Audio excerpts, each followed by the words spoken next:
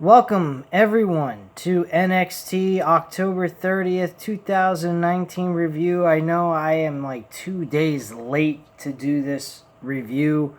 I do apologize, guys.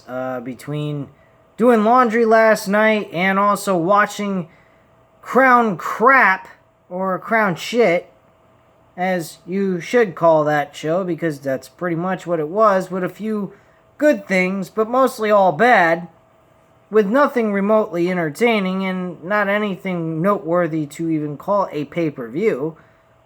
I don't know if you could toss up between Hell in a Cell and this and Crown Jewel as being two of the worst pay-per-views of WWE history.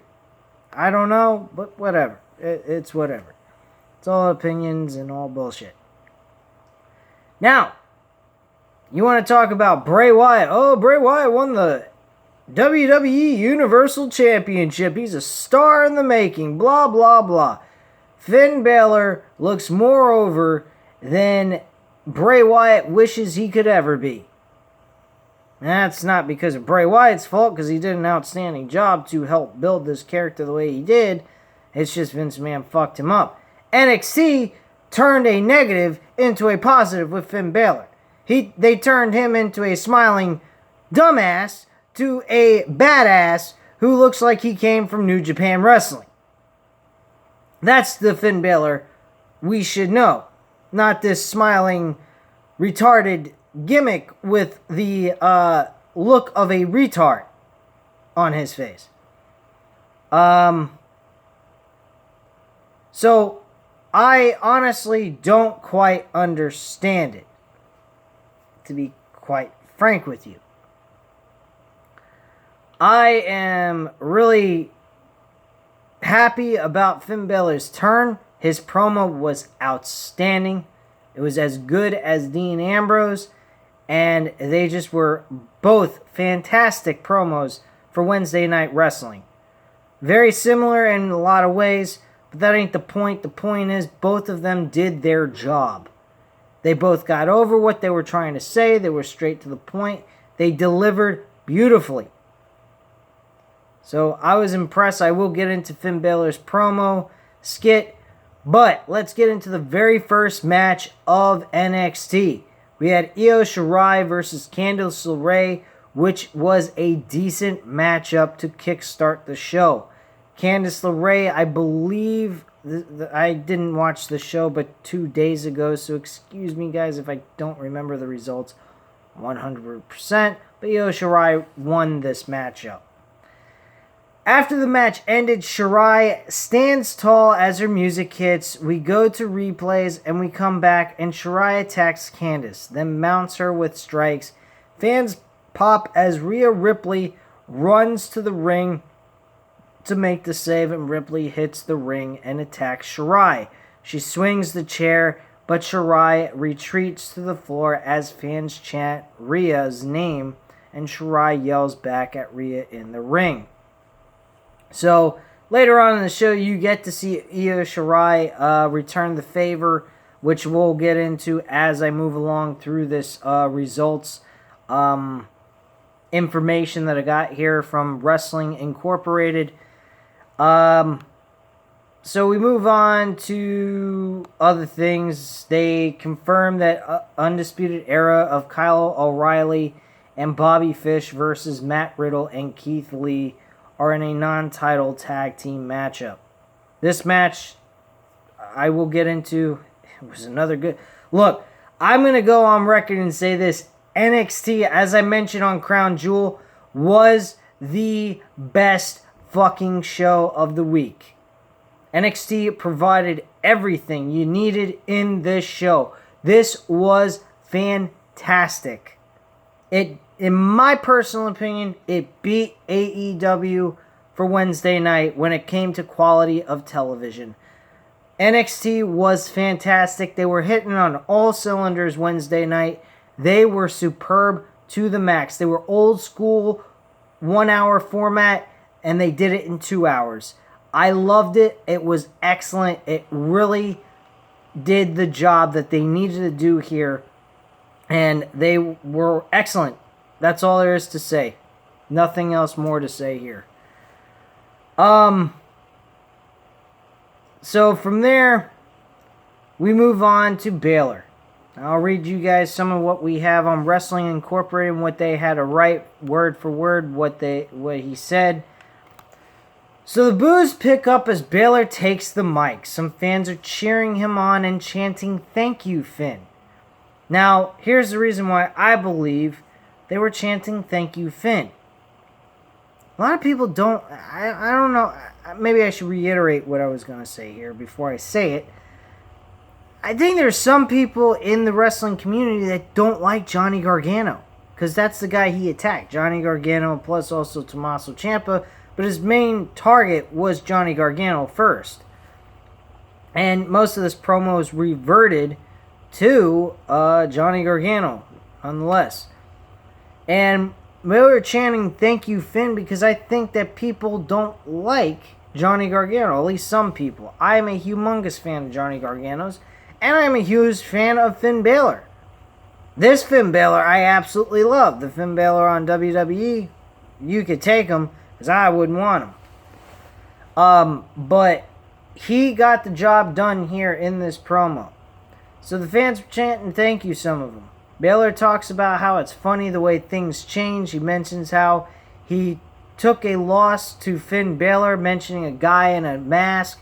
Balor says, well, now he's taken off his mask, and Balor is the hottest thing going in the business.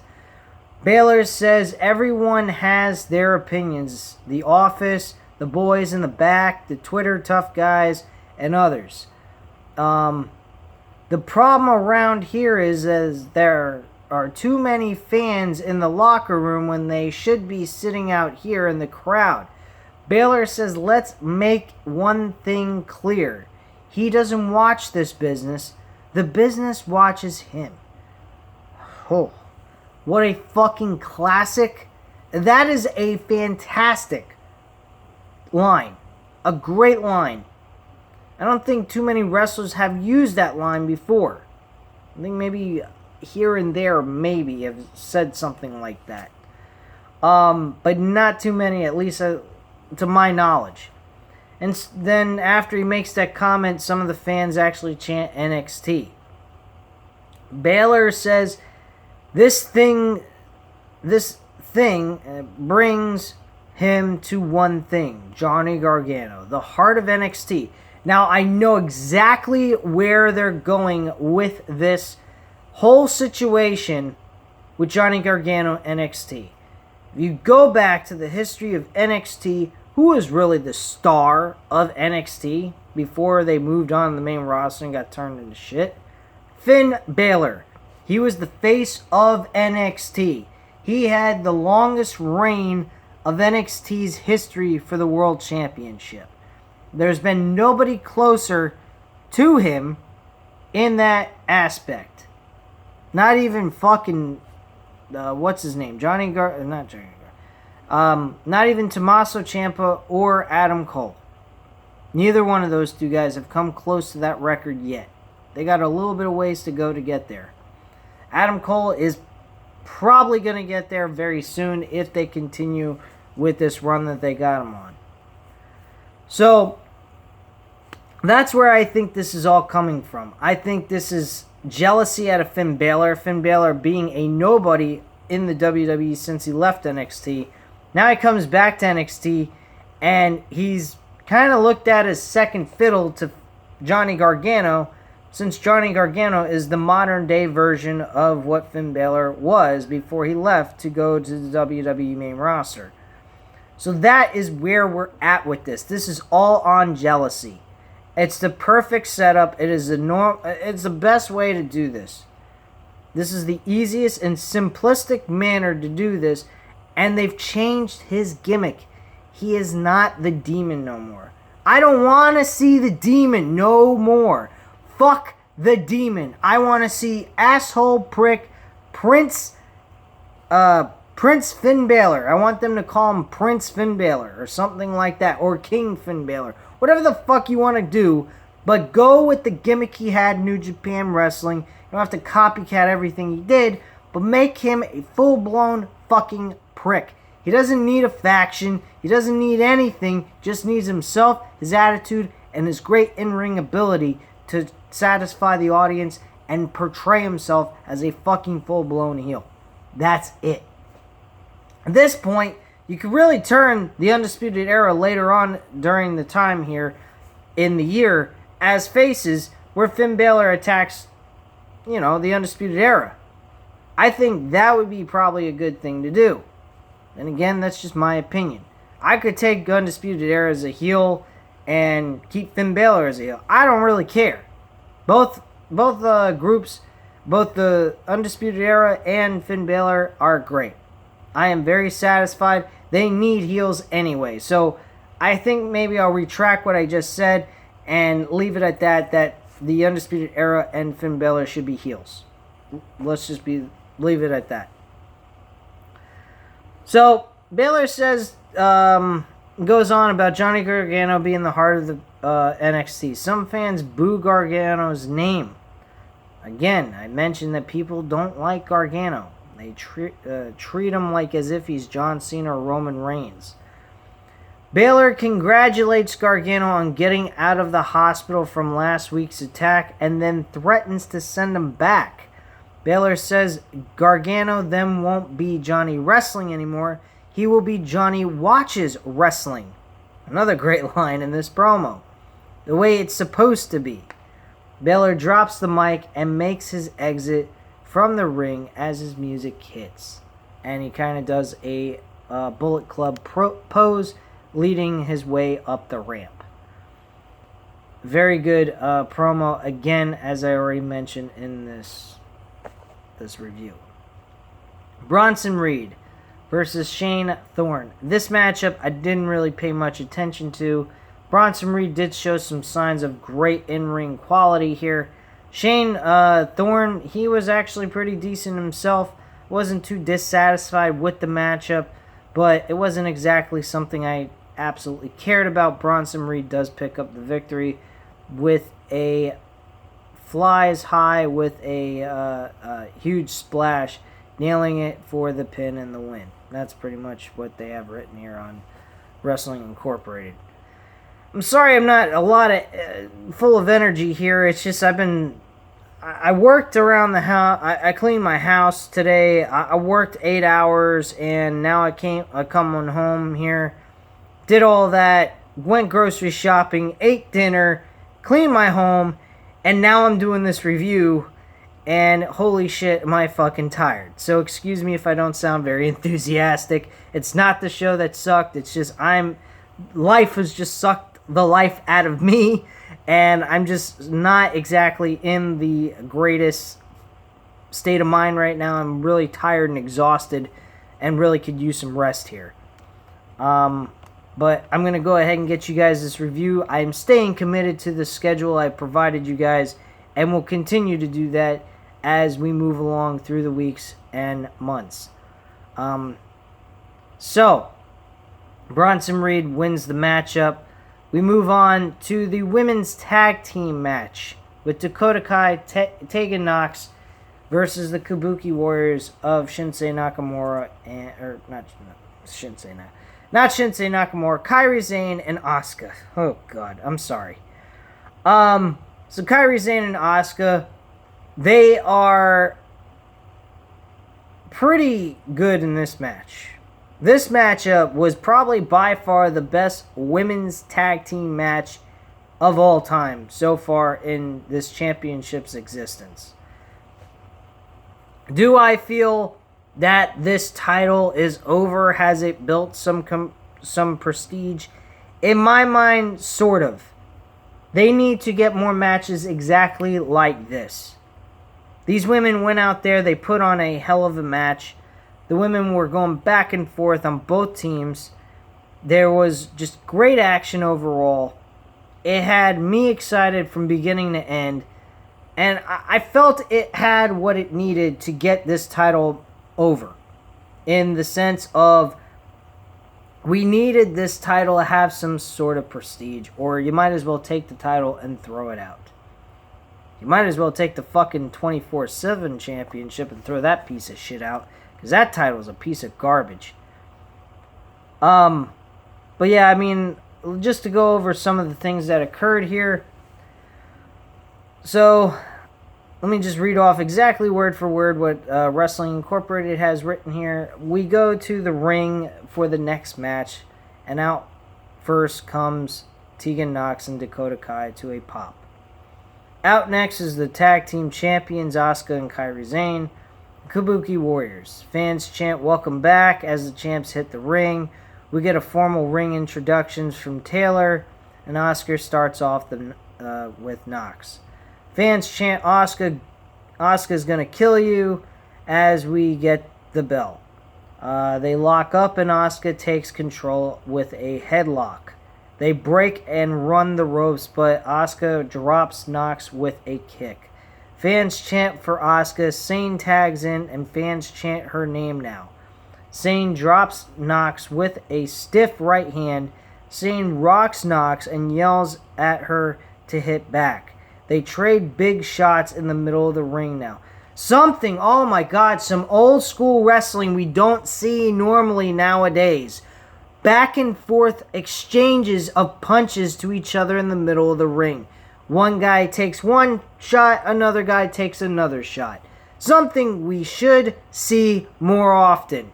Especially when you got two guys that have been performing for 15 minutes and they're both exhausted and tired, and they get hit with a shot in the face, and they're stumbling and got spaghetti legs.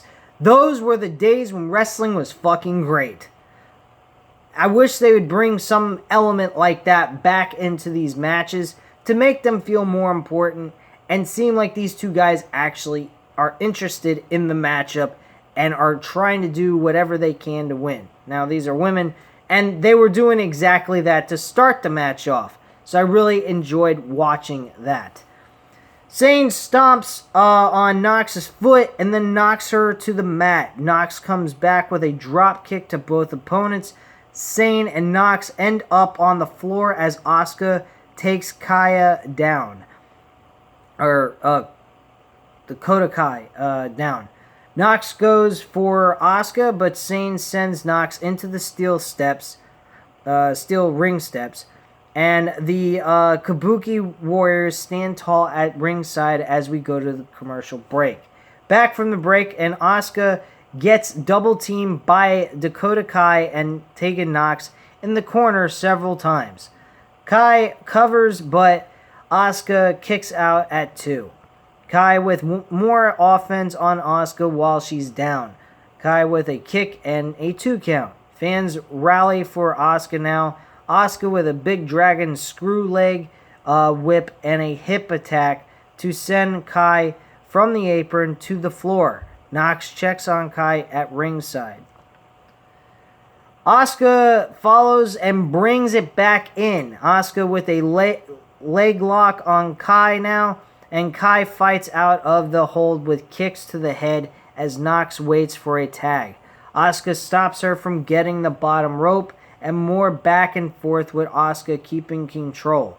Sane tags in and taunts Nox and then hits the sliding knee on Kai in the corner. Sane with a nonchalant cover as Kai kicks out at 2. Sane wraps Kai's knee around her and then applies another submission. They tangle on the mat again as Sane keeps control. Asuka tags back in and keeps Kai down. Some fans try to rally for Kai, and she turns a submission into a 2 count by Asuka's kickout. So a lot of action occurred during this match. They give him plenty of airtime to display their skills and provide a very well high tense tag team championship matchup, which honestly brought some decent prestige to this matchup. Just to skip some of the things that are written here about what happened in the match, I'll just get right near to the end. Asuka goes, she gets tagged in by Sane, and Asuka goes over and knocks off the apron as Sane goes to the top and hits an insane elbow drop to for the pin to retain the tag team titles. Before that, I do believe she sprays green mist in Kai's face and then was tagged in by Zayn. Zayn tagged herself in on Asuka and hit the elbow drop on Kai to get the 1-2-3 for the Kabuki Warriors. Good in-ring tag team action. Solid job by the Kabuki Warriors. Awesome work by both teams. I really enjoyed watching this action. From there, we had a situation that occurred after the match. Asuka and Zayn stand tall as their music hits. We go to replays. Asuka and Zayn make their exits with the titles. Nox and Kaya are in the ring recovering now when the music hits, and it's Shayna Baszler and her team of Shafir and Duke. Nox immediately attacks Baszler as the horsewomen enter the ring, but Duke and Shafir quickly double team her. Nox fights them off, but she gets knocked down as Baszler also nails a big kick and then kicks Kai out of the ring. Duke and Shafir hold Nox down on the mat as Baszler gets ready to injure her. But then the music hits again and it's Ripley coming out this time.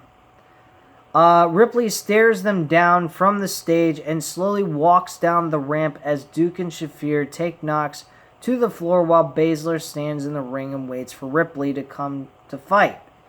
Io Shirai runs down. Now she finally gets her revenge on Ripley from earlier and attacks her. So she attacks her out of nowhere and drops Ripley at ringside and they brawl. Bianca Belair now shows up and Candice LeRae also gets involved. We have a complete mass of chaos going on here.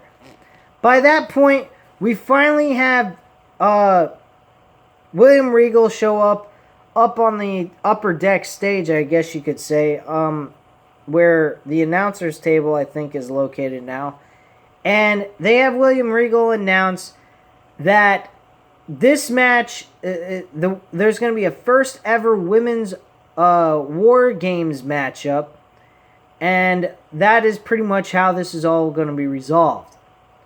So after the announcement, there's more brawling as the two sides are separated and stare at each other down. And then they go to commercial at that point. So, what did we get from this? We got a humongous load of chaos going on. A completely unknown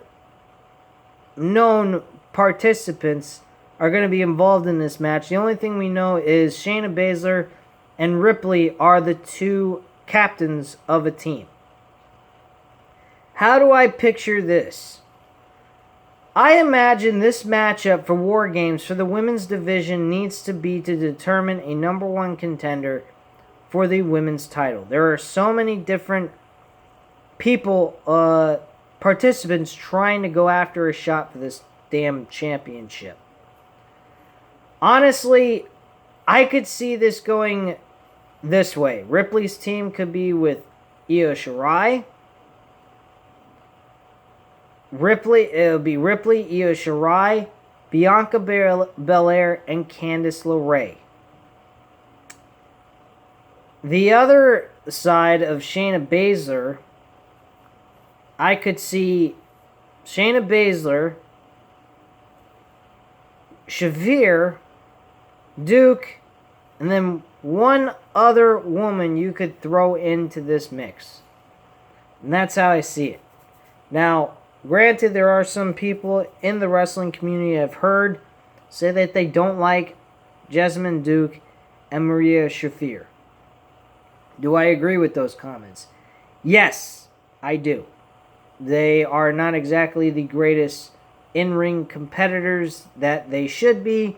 They have been working in the Performance Center for quite some time, learning the in and outs of how you perform in a WWE ring, and they have yet to be at all exciting. I have not seen any quality come out of these two women. They have a lot to learn still after all this time. So personally, do I feel they belong in this kind of situation? No. Are they the easiest thing to go with since they are associated with Shayna Baszler? Yes. So I'm a little concerned about that. I can't really think off the top of my head who else we could throw in here. I mean, you could throw in some women wrestlers from the UK if you want. She could go get a couple of women out of her bag of tricks from the UK. They could get the NXT UK Women's Champion, who was very good in that takeover show for the UK in August. I thought she was fantastic. But do they have to? Absolutely not. They don't have to do any of that. But I honestly think that Shafir and Duke should be placed in this match, not because of their in-ring ability, but because of storyline progression. They have helped Shayna Baszler win a lot. There's no doubt about that. That kind of puts Shayna Baszler behind an 8-ball because they kind of suck. So, if you put them in there, you're really going to get a happy ending out of the situation and a number 1 contender at the same time. Personally, I feel that this match needs to be determined for a number 1 contender. Whoever from Ripley's team gets the opportunity to be the number 1 contender. Now, that does leave a little bit of a disadvantage on Ripley's team because all of them are not going to work as a team. They're going to all want to try to win that match so they can have an opportunity to face Shayna Baszler down the road, which would be at TakeOver in January. That's when I would do this, not on an NXT television episode. I'd build that up for 2 months and then give us the fucking match. But that's how I would do this. I really would have a number 1 contenders match for all 4 women that are contesting for that damn number 1 contendership.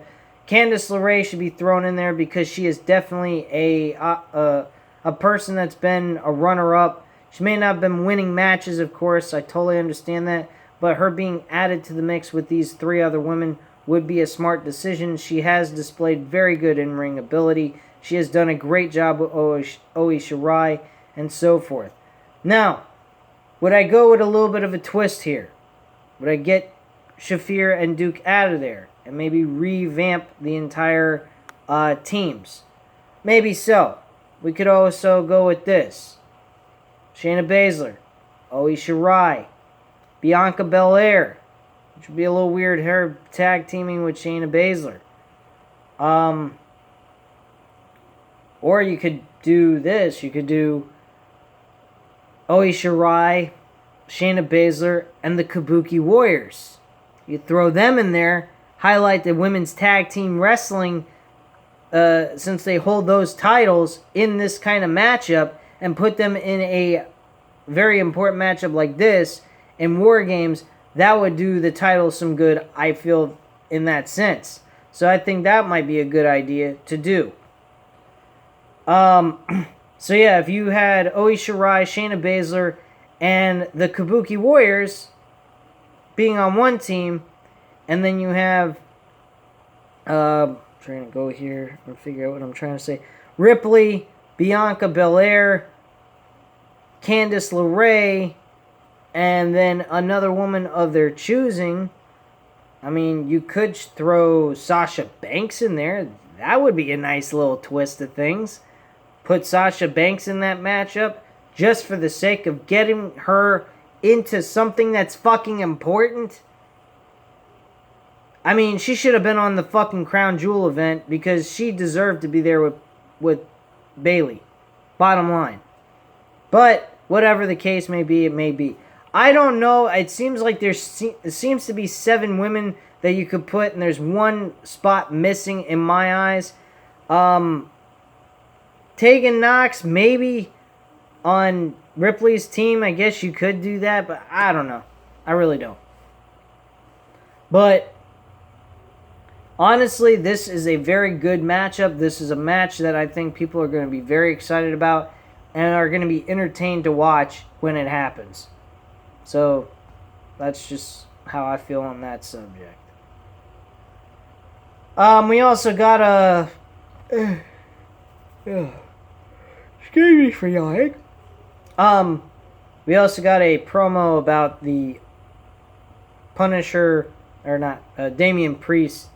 He used to go by Punisher Martinez. But Damian Priest is going to be facing Pete Dunne next week on NXT television. Hopefully that will not be the main event this time, unlike the first time. Tyler Bate goes on to face Cameron Grimes in a pretty okay matchup. I mean, it wasn't all that big of a deal. Again, anything with Cameron Grimes in it seems to be absolute shit. Near the end of this matchup, Killian Dane appeared at ringside, distracting Bate, and Grimes takes advantage of the distraction and nails the cave-in double stomp for the pin to win the match. And that was pretty much it. Then Killian Dane comes out of nowhere, attacks Tyler Bate, and tells Tyler Bate that he wants Pete Dunne, and he walks off. And that's pretty much that. So I kind of feel like we're going to get a rivalry match with Pete Dunne and Killian Dane for TakeOver War Games. I think that would be a great idea to do that. So I would definitely go with that idea. So let's move on to... I had some stuff on my glasses. That's why I took off my glasses, if you guys saw that. So we have the Undisputed Era versus Matt Riddle and Keith Lee. This is the main event. This matchup was fantastic. Matt Riddle and Keith Lee are a great mash. They mash up very well together. They are a good tag team. Dominik Djokovic, he is actually really good with Keith Lee. I think they would have been a good tag team. I did mention that would be a good idea for them to do and have them compete over the Undisputed Era for the tag team titles. That would have made sense too.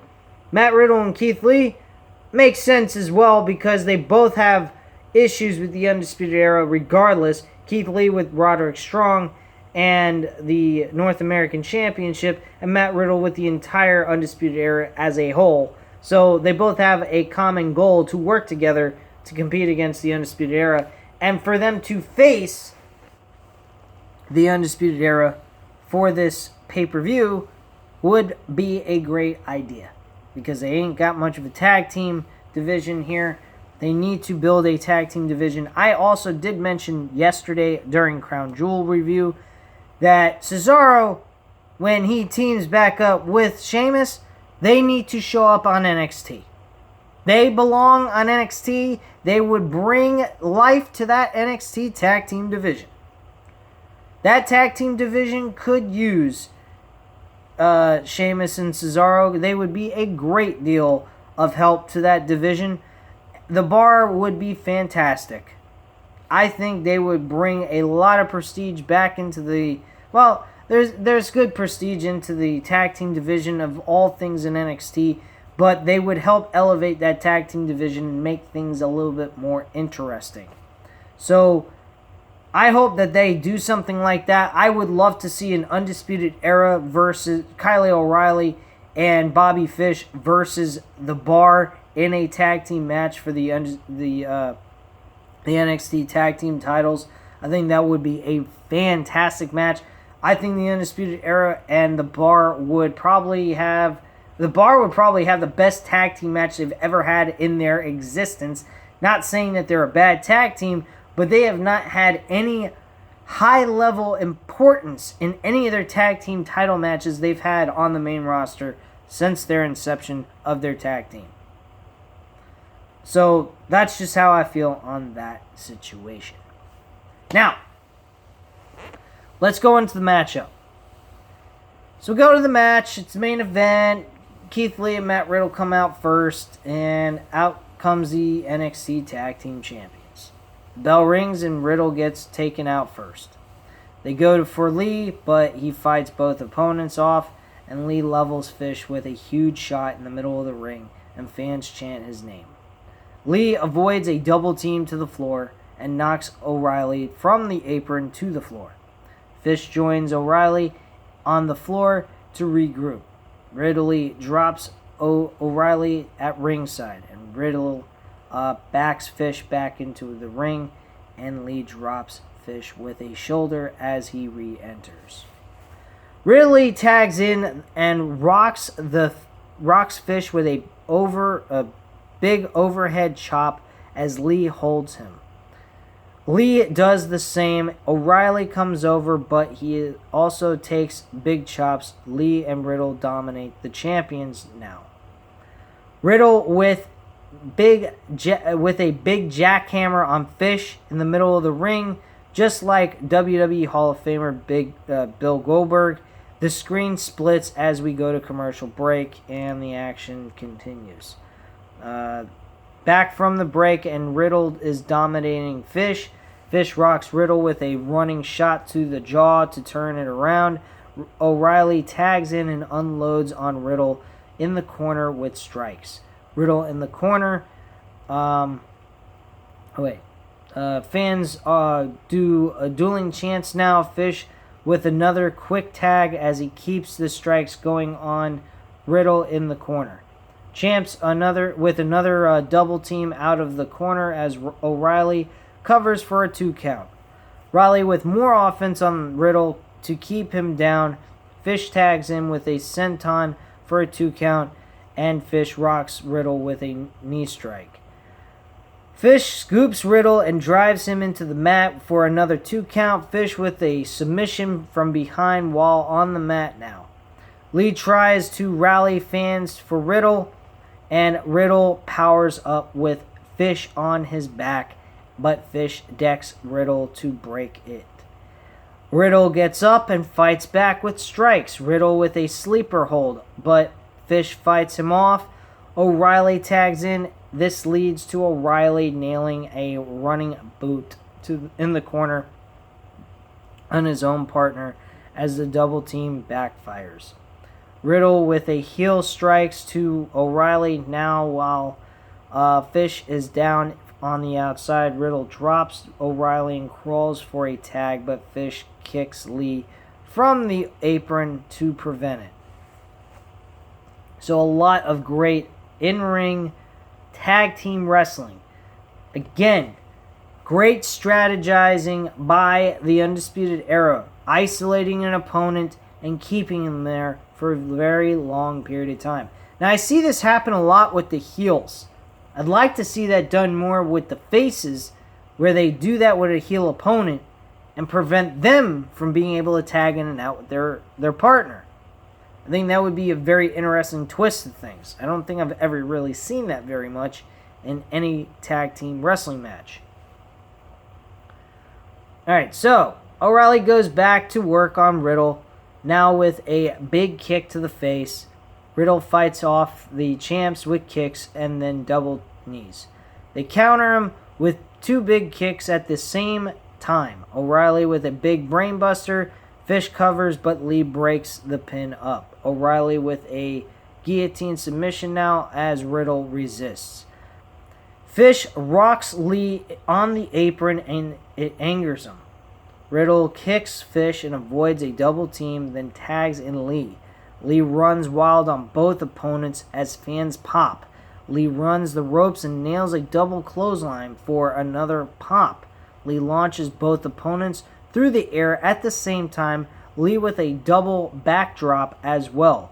O'Reilly takes out Lee to save Fish, and Fish lands on Lee's jaw.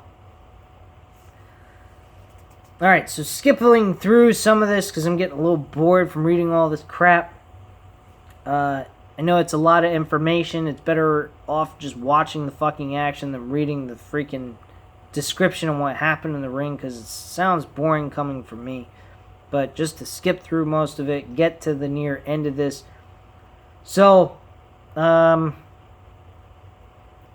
we about at this point have Riddle continues to unload with extreme shots, hits a signature move, and Riddle with a big German on Fish.